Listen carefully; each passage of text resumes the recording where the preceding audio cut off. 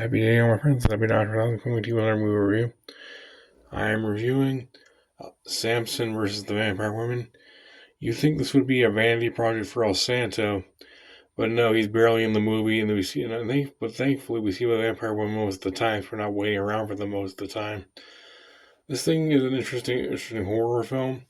Because usually you think this would be a very much a vanity project, when you have a celebrity involved, who's a wrestler. So it's gonna be an action movie of sorts.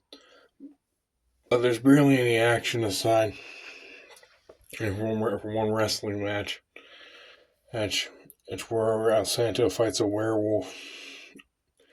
But essentially, the whole thing is very interesting to think about. Where like they changed El Santo's name to Samson in this movie, which is sort of like if they changed Rey Mysterio's name to just Raymond in a movie adaptation of him.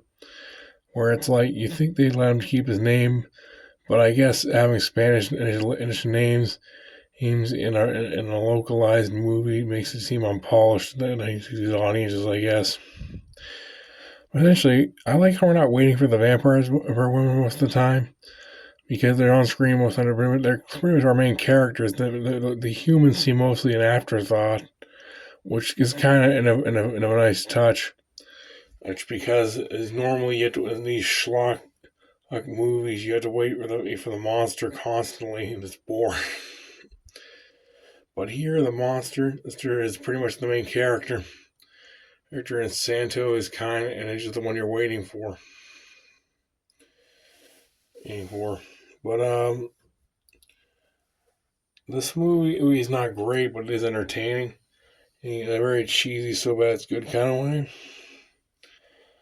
The choreography is not bad, and the dubbing and the acting seems decent for the time.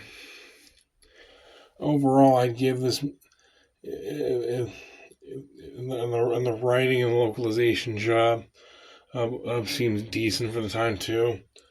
Ooh, but nothing really extraordinary. We're not talking about like 1956 Godzilla, King of the Monsters here. We're talking about a low grade trash a luchador international localization movie. But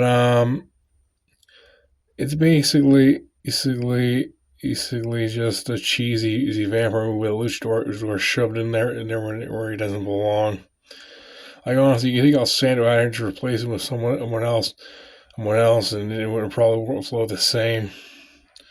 Overall, all this movie is very cheesy and so but a good kind of way, and to some extent, but overall, I wouldn't really rate it that good. I give it roughly about a 5 out of 10 down as for approval. That's really what we're watching. I'm trying to see you later.